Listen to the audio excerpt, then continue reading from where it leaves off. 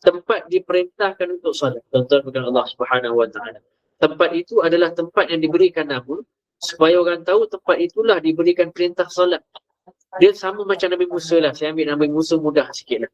Bila diterima wahyu yang pertama Nabi Musa alaihissalam, iaitulah di Bukit Tursina kan. Nabi Musa terima wahyu pertama di Bukit Tursina. Di satu lembah, ni panggil lembah lah kan. Bilwadil muqaddas tua, kata Allah Subhanahu Wa Taala. Di lembah, di satu lembah tua, kata Allah Subhanahu Wa Taala, yang suci lah. Jadi bila Allah Subhanahu Wa Taala maknanya menyebabkan Nabi Musa ni pernah maksudnya waktu wahyu nak turun tu, dia menyebabkan Nabi Musa ni dia tengok dia jalan gelap, jalan dalam gelap malam begitu. Dia tengok ke atas sana, tiba-tiba dekat atas bukit sana ada api, nampak bersinar, ada cahaya begitulah. Jadi ketika itu Nabi Musa alaihissalam dia cakap kat orang rumah dia. Dia cakap dekat isterinya, tunggu sinilah. Kok saya boleh dapatkan api itu, ataupun kok saya boleh dapatkan petunjuk ke atas. Jadi bila naik atas, tuan-tuan bukan Allah Subhanahu Wa Taala, ni cerita wahyu pertama Nabi Musa alaihissalam. Bila sampai di atas bukit Tursina itu, rupanya Allah suruh dia apa tuan-tuan? Ya Musa, aku ni Tuhan. Kan? Fakhla'na alaik. Buka kasut kamu. Ni tuan-tuan. Katanya Allah Subhanahu Wa Taala. Ni dalam surah Taha lah cerita. Fakhla'na alaik. Innaka bil wadil muqaddasi tua, kata Allah Subhanahu Wa Taala. Buka kasut. Sebab engkau sekarang ni berada di lembah tua yang suci. Jadi tuan-tuan, lembah tua ini, dia lembah tua yang disebut oleh Allah Subhanahu Wa Taala. Bukan sebab Allah itu duduk dekat lembah tua tu. Maha suci Allah, subhanallah, maha suci Allah daripada bertempat dan memerlukan tempat. Sebab tempat itu dah makhluk dah namanya. Jadi maha suci Allah daripada terikat dengan mana-mana makhluk. Sucikanlah Allah itu daripada hati kita ni, sucikanlah akal fikiran kita ni, yang mengatakan Allah itu duduk terikat dengan mana-mana makhluk. Itu.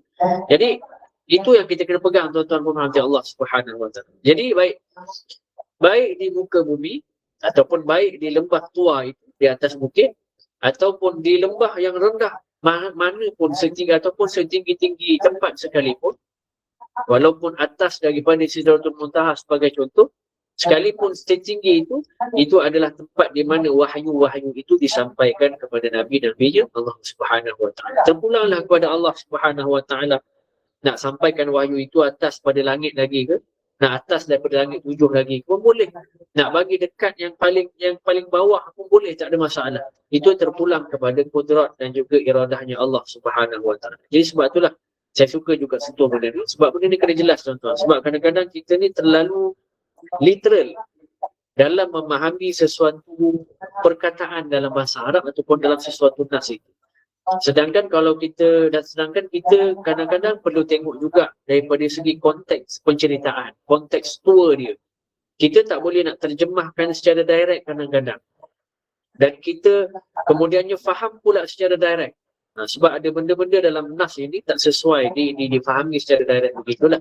Dia panggil lam munasib, tidak sesuai dan tidak munasib, tidak sesuai untuk Allah Subhanahu Wa Taala, kita nak terjemahkan secara direct itu.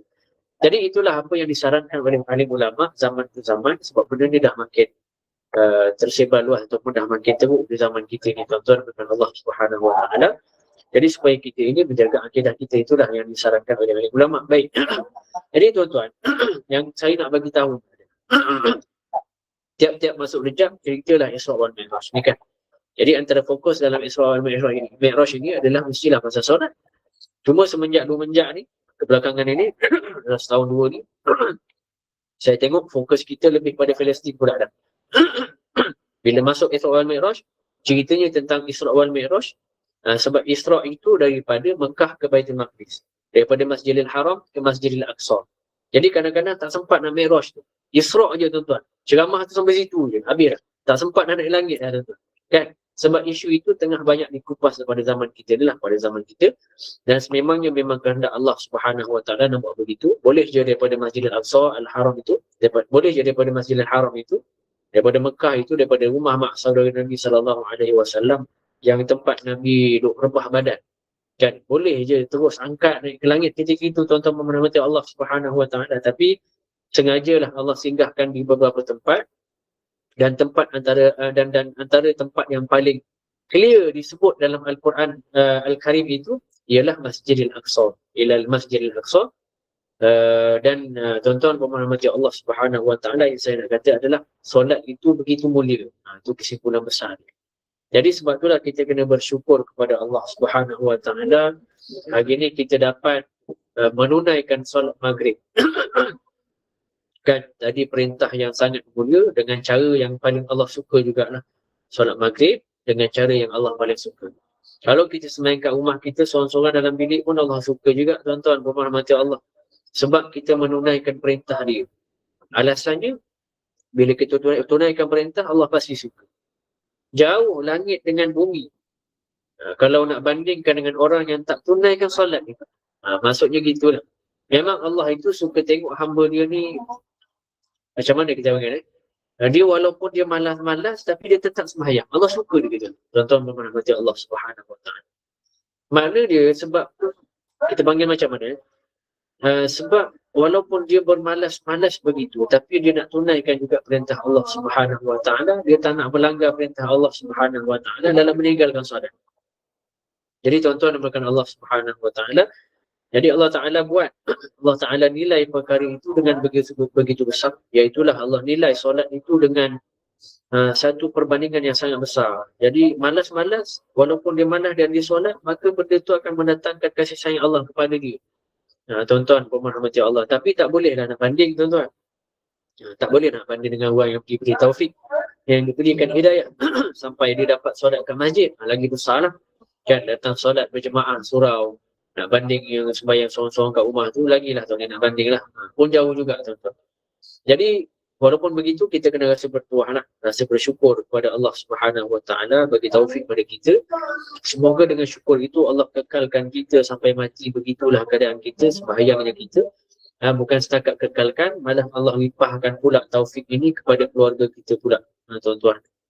Limpahkan taufik ini kepada keturunan kita sampai hari kiamat nanti.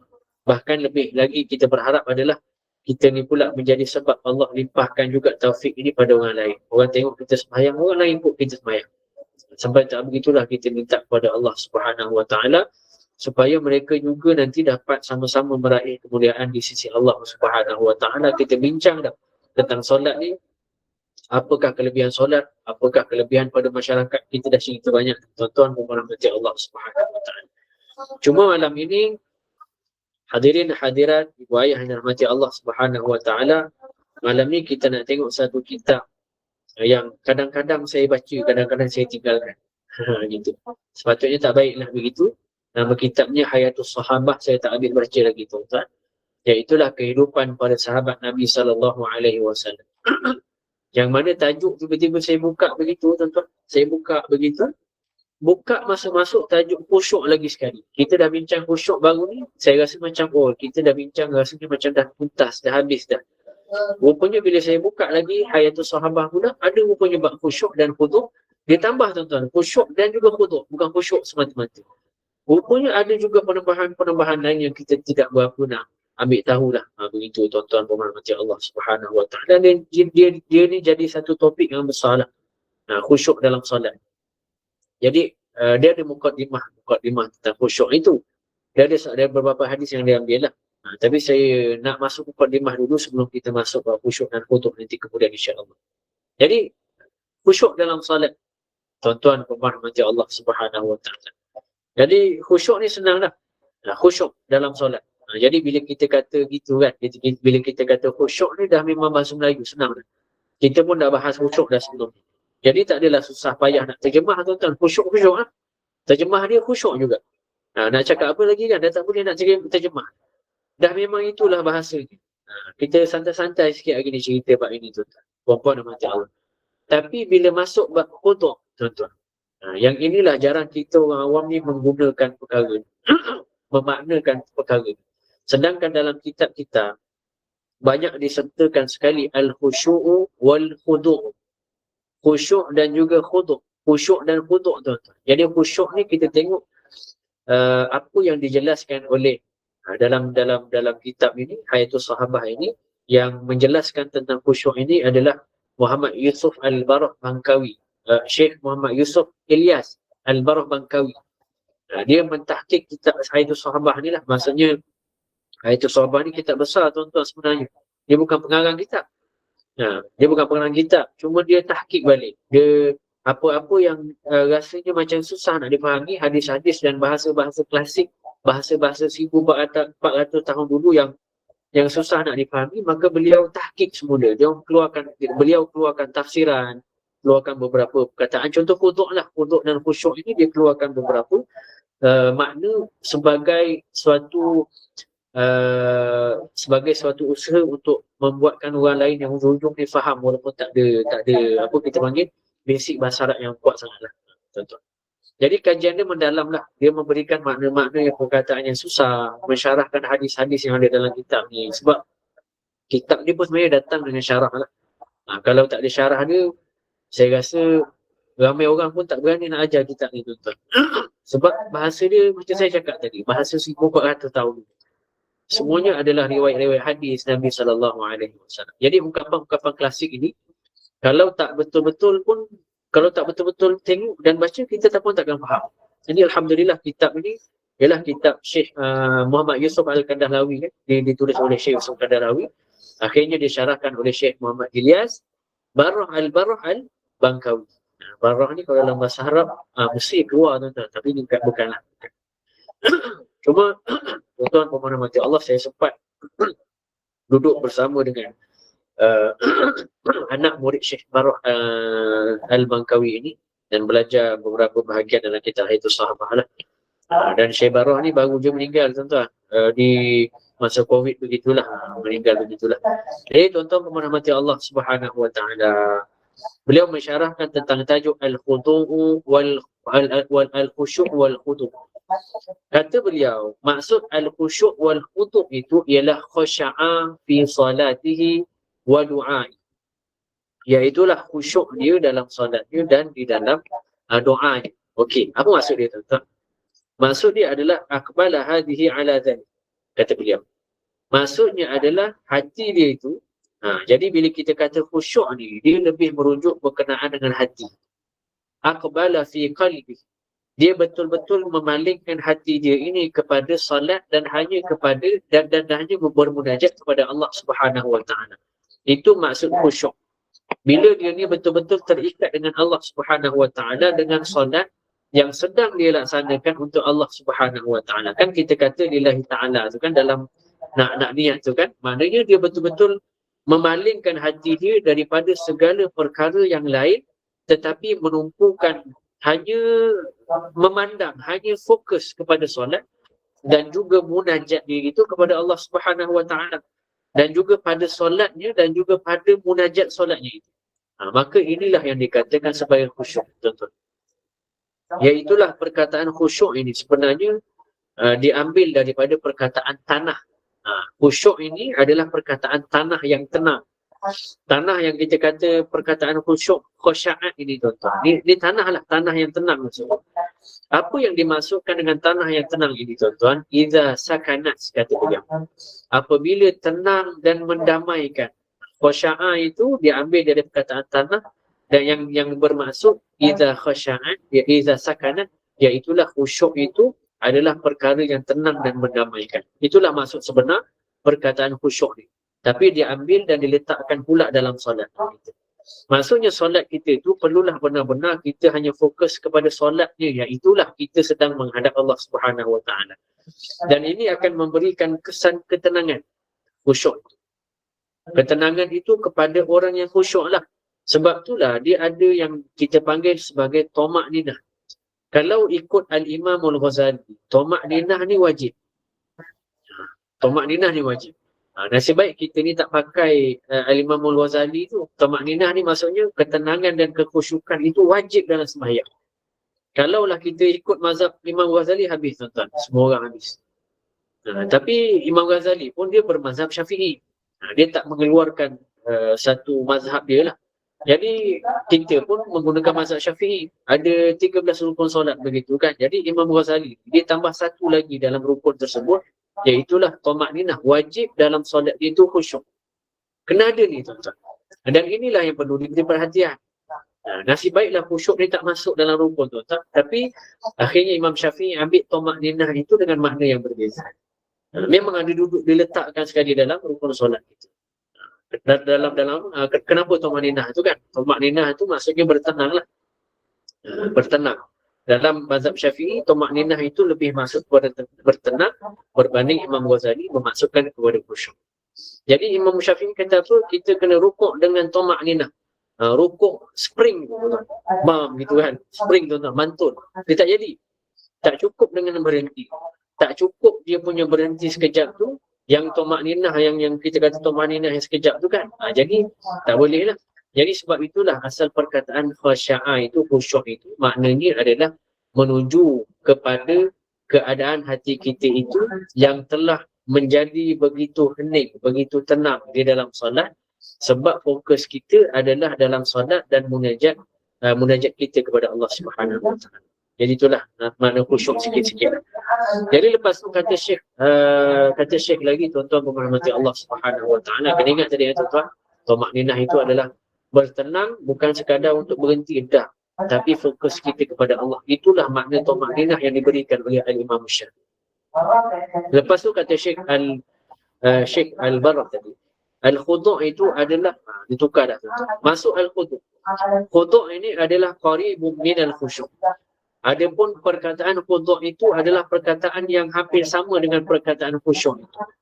Illa anna al-khusyu'a akthar ma yustu'milu fi as-sawt wal khudu'u fi a'naq. Kata Syekh Allahumma salli Muhammad, Syekh Arba'ah. Apa kata beliau tuan-tuan yang mengatakan Allah Subhanahu Wa Taala? Maknanya dia kata khusyuk ni pun dekat juga, khudu' ni pun dekat juga macam khusyuk lebih kuat. Kecualilah penggunaan dia itu adalah dari seginya khusyuk ini banyak berkait dengan hati. Manakala al-khudu' itu adalah berkaitan dengan anggota luar, dengan a'naq. Tadi a'naq dah sebut. A'naq ni leher tuan-tuan. Jadi leher ni maknanya anggota luar lah, anggota luar. Khusyuk itu berkaitan dengan hati, khudu' itu berkaitan dengan anggota luar. Tuan-tuan berhormati Allah Subhanahu Wa Taala. Jadi nak mudah, simpul, senang je. Mudah nak faham bab khusyuk ini tuan-tuan, bila tenang hati kita namanya khusyuk. Bila tenang anggota kita namanya khudu', anggota zahir kita. Jadi dalam solat ini dia perlu ada dua ketenangan. Iaitulah tenang itu khusyuk dan juga khudu'. Yang ketenangan ini perlu wujud, barulah ini yang dikatakan sebagai khusyuk wal khudu'. Kalau tak tuan-tuan, kita ni sekadar cukup 13 rukun. Zahirnya nampaklah rukun qauli, rukun fi'li, rukun qalbi semua tu, lepas tu sah lah. InsyaAllah dah sah kan. Tapi ingat, kita kena ingat tuan-tuan, bila Nabi kata sallallahu alaihi wasallam, solat anak Adam ni, kata Nabi, kadang-kadang kata Nabi sallallahu alaihi wasallam, dia akan dapat usyurul solat. Dia cuma dapat 1 daripada 10. Ada yang dapat tusuha, dia dapat 1/9. Ada yang tumunuha, ada yang dapat 1/8. Maknanya tuan-tuan, solat ni tetap sah. Tapi pahala solat tu beza-beza. Satu sah ni ada berapa orang? Kan kalau dalam masjid tu tuan-tuan. 40 orang sebagai contoh lah tuan-tuan berhormati Allah. Kan? Maknanya kalau cukup satu sah tu boleh buat Jumaat. 40 orang tuan-tuan. 50 orang, 40 orang tengok saya seorang lah kan. Tengok seorang. Tapi nak sebutnya tuan-tuan. Katalah 40 orang. Satu sah. Sama-sama takbir. Sama-sama ikut imam yang sama. Sama-sama bagi salam. Tapi kata Nabi SAW, ada orang dapat 1/10 je. Ada orang yang dapat 1/9 up sikit. Ada orang yang dapat 1/8, 1/7. Sampai Nabi kata SAW, hadis Nabi ni sebut sampai separuh je. 1/5. 5/10. Mungkinlah bagi saya fikirlah kan, agaknya lah. Nak lepas daripada separuh ni susah lah untuk zaman akhir zaman.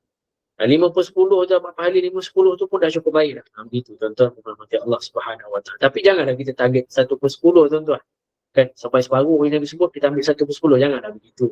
Tuan-tuan berhormati Allah Subhanahu Wa Taala. Jadi 40 orang yang sembahyang belum tentu markahnya sama. Kat mana yang belum tentu tu tadi? Kat mana yang belum tentu tu? Inilah dia panggil kualiti. Kualiti pada khusyuk dan juga khudu'nya tadi. Kualiti khusyuk dan khudu' ni jauh mana kedudukan kita. Jadi kalau kita tengok dalam Quran, perkataan khusyuk ni ada beberapa tempat lah. Khusyi'in ada beberapa tempat kan, iaitulah Allah sebut sebagai khasyi'in. Dia kata khasyi'in ni sebagai nama lah orang yang khusyuk. Khusyuk. Kalau khusya'a tu keadaan. Kita panggil apa? Verb kan. Kalau khusyuk, nouns. Dia dah. Nanti kan cerita bahasa Inggeris pula tuan-tuan. Saya tak nak cerita begitulah. Jadi kalau bahasa Arab, bahasa Inggeris begitulah. Nak memahamkan. Tapi tuan-tuan kena kaji jugalah khusyuk, khusya'a tu apa maksud dia macam mana tuan-tuan memahami Allah Subhanahu Wa Taala. Jadi maksud dalam khusyuk ni tuan-tuan. Khusyi'in adalah plural itu kan. Cari tuan-tuan. Jadi surah Baqarah sebut. Tuan-tuan pun mungkin dah hafal lah tuan-tuan. Berapa kali undang dah surah Baqarah ni. Tiap-tiap subuh pun baca kan. Tak tahu berapa kali khatam dah. Tolak. Tadarus lagi. Oi, hafal lah tuan-tuan. Saya rasa gitu kan. Jadi Allah kata apa? Mintalah kamu pertolongan dengan sabar dan salat. Ingat kan? Mintalah dengan Allah bisabri was salat. Kan? Wa innaha lakabiratun illa 'alal khashi. Sungguh mintalah pertolongan dengan sabar dan salat. Iaitulah solat itu adalah berat kecuali bagi orang yang khusyuk, kata Allah. Tengok. Untuk orang khusyuk je memohon pertolongan melalui solat itu dia rasa ringan. Kalau tak, dia akan jadi rasa berat. Tapi saya tak nak bahas tu tuan-tuan. Cuma saya nak kata ke Allah dalam ayat 45 surah Al-Baqarah ni, Allah kata kecuali orang yang khusyuk. Kemudian ayat 46 Allah tambah tuan-tuan. Allah susul ayat 46. Allah kata apa? Alladzina yazunnuna annahum mulaqu rabbihim. Apa kata Allah Subhanahu Wa Taala? Allah mula berikan definisi apakah yang dimaksudkan siapa yang khusyuk tadi. Siapa yang senang tadi itu minta dalam solat. Alladzi isim mausul ni kita panggil penghubung lah. Maksudnya memang berhubung. Allah nak hubungkan siapakah khusyuk. Jadi tuan-tuan menekan Allah Subhanahu Wa Taala alladzina. Ini orang yang macam mana? Yazunnuna annahum mulaqu rabbihim. Bahawasanya mereka ini benar-benar yakin bahawa mereka ini sedang bertemu dengan Tuhan mereka. Ini makna khusyuk yang Allah berikan. Tuan-tuan, perkataan mulaku ni dia daripada perkataan laqiya, bertemu, berjumpa. Jadi mulaku ni dia dipanggil apa? Orang yang buatlah nama pelaku, pembuat jadi tuan-tuan. Dua orang yang melakukan mulaku rabbih. Jadi mulaku dalam bahasa Arab ni apabila Allah kata mulaku digunakan sebagai orang yang buat, maka hendaklah kita fahami ia membawa maksud mudhari'. Pening sikit tuan-tuan. Yang saya nak cakap makna mulaku ni besar. Saya kata mulaku ni dia orang yang buat tapi dalam maksud present tense. Dia sedang buat. Orang yang buat itu dia sedang buat. Kalau terjemahan bahasa Melayu dia macam ni lah. Sedang berjumpa. Gitu. Maknanya orang khusyuk ini sedang berjumpa. Mereka ini benar-benar yakin bahawasanya mereka ini sedang berjumpa mulaku. Berjumpa Allah Subhanahu Wa Taala. Ceklah beberapa tuan-tuan, beberapa tafsir, beberapa pendapat ulama. Ada ulama yang memang menekankan makna mulaku ini sangat-sangat. Sampai tahap dia kata mulaku ni bukan jumpa ke akhirat dah. Mulaku ni apabila angkat takbir itu kita sedang berjumpa dengan Allah Subhanahu Wa Taala. Begitu tuan-tuan pemerhati Allah Subhanahu Wa Taala sampai Allah kata alladzina. Allah sambungkan mulaku ni. Orang yang berjumpa Allah ni Allah sambungkan dengan orang yang khusyuk itu bukan akhirat dah waktu sembahyang. Sampai tahap Imam Ghazali menyebabkan Imam Ghazali meletakkan hukum khusyuk itu sebagai satu benda yang wajib dalam sembahyang. Ini tuan-tuan dalil. Jadi tuan-tuan dan puan rahmati Allah Subhanahu Wa Taala wa annahum ilaihi raji'un. Allah sambung bahawasanya mereka ini kepadanya lah tempat kembali. Allah sambung tengok. Allah kata kepada Allah lah tempat kembali nanti semuanya. Tuan-tuan dan puan rahmati Allah. Mereka itu yakin sungguhlah. Perkataan yazunnuna di dalam Al-Quran itu hendaklah difahami sebagai perkataan yakin. Yakinlah. Itu buat tafsir tu. Jadi maksudnya Allah berikan definisi ataupun ta'rif perkataan khasyi'in itu. Siapakah orang yang khusyuk? Iaitulah orang yang benar-benar yakin dia sedang berhadap dengan Allah Subhanahu Wa Taala. Dia sedang bertemu dengan Allah Subhanahu Wa Taala. Sebab itulah orang itu sekiranya orang itu benar-benar hadir dalam hati dia sedemikian itu, maka pastilah dia akan mendapat rasa khusyuk itu. Dan yang kata khusyuk ini dia rasa dia adalah satu natijah. Dia tak boleh buat-buat tuan-tuan. Khusyuk ni tak boleh buat-buat. Dia berlakon dalam drama boleh tuan-tuan. Kan Allahu Akbar. Tengok macam khusyuk betul dia kan tuan-tuan. Jangan kata hero tuan-tuan. Hero ni kat luar lain, dekat dalam cerita lain. Macam itulah keadaannya tuan-tuan. Kalau tengok dalam cerita tu kan ambil air semayang pun sambil menangis. Tapi kita tak boleh kata dia khusyuk kan. Tak boleh. Sebab khusyuk ni dia tak boleh berlakon tuan-tuan puan rahmati Allah Subhanahu Wa Taala. Sampai guru saya pernah kata kalau nak cerita bab khusyuk sembahyang ni sepatutnya kita kena cerita bab khusyuk wuduk dulu. Sampai begitu. Sudah. Kan takkan nak masuk ke situ pula tuan-tuan, nanti masuk baru tajuk baru. Tuan-tuan puan rahmati Allah Subhanahu Wa Taala. Jadi orang berlakon boleh berlakon. Hero boleh berlakon. Tapi orang khusyuk ni kita sendiri tuan-tuan, kita takkan boleh berlakon. Khusyuk ni dia panggil natijah. Berminat lagi tuan-tuan. Natijah ni kita panggil natijah ni apa yang kita dapat. Khusyuk ni apa yang telah kita usahakan sebelum ni, maka kita akan dapat dalam solat tu rasa tenteram dan rasa kita memang betul-betul fokus kepada Allah Subhanahu Wa Taala. Itu khusyuk ya tuan-tuan. Jadi macam mana kita nak dapatkan rasa khusyuk itu, ialah kita kena usaha sungguh-sungguh keyakinan yang kita sedang menghadap Allah Subhanahu Wa Taala. Hadir hati kita itu begitu. Dan perkara ini akan jadi bila kita benar-benar ada rasa Allah itu sebagai Tuhan yang Maha Besar dalam hati kita. Sebab itulah dalam sembahyang ni kita mula dengan apa? Kita mula dengan niat. Niat tu bila kita nak takbir, mula takbir kan. Jadi apa tu, ialah kita dalam mazhab Syafi'i kita kena takbir serentak. Dalam mazhab Hanafi niat sebelum takbir boleh. Niat dulu baru takbir boleh. Sebab itulah kalau dalam mazhab Syafi'i ni fashion macam-macam keluar. Allah nak masukkan niat tu.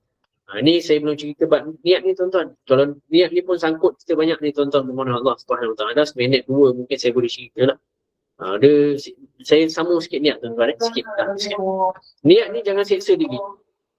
Niat ni dia tak susah. Kalau sembahyang maghrib tu kan dia mudah aja. Dia jangan tak masuk kan. Allahu akbar, Allahu akbar, Allahu akbar. Saya pernah ada seorang Arab tegur saya. Nampak orang Melayu sembahyang, Allahu akbar, tak masuk Allahu akbar.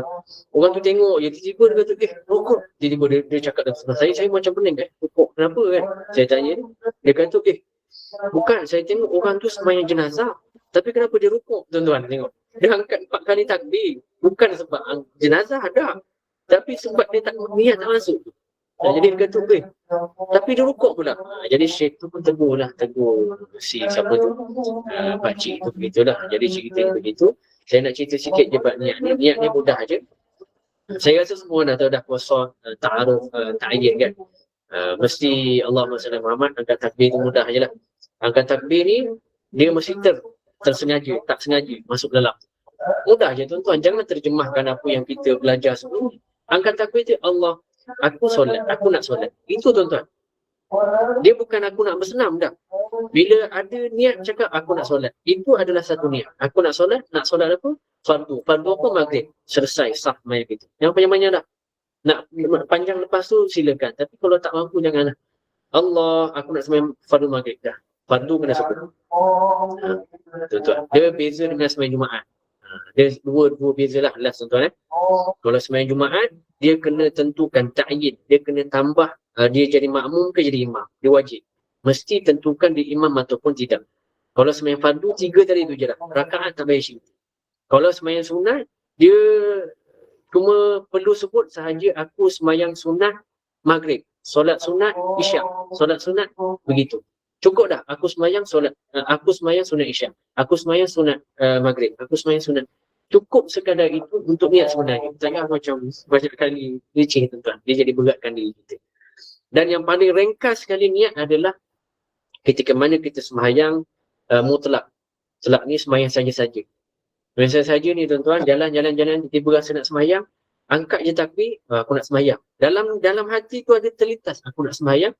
Itulah niat yang menjadikan solat kita itu sah, selesai lah. Jadi mudahlah tuan-tuan yang bukan Allah Subhanahu Wa Taala solat ni. Jadi saya tak nak cerita banyak itulah tentang niat itu. Yang penting benda tu tak menjadikan kita khusyuk dan khudu' bila kita nak panjang dah. Fokus kita tuan-tuan. Ya Allah, aku nak sembahyang maghrib akbar. Rasa kebesaran Allah, itulah yang lebih utama, iaitulah khusyuk dan juga khudu'. Moga-moga mendapat manfaat untuk hari ini tuan-tuan yang dimudahkan Allah. InsyaAllah nanti kita sambunglah. Ada beberapa hadis yang mungkin dibawa untuk khusyuk dan khudu' ini. Aku qauli hadza wa astaghfirullahalazim li wa lakum. Minta maaf terlebih masa. Saya serahkan semula kepada pengurusi majlis kita pada malam. Terima kasih. Tak, tanya soalan satu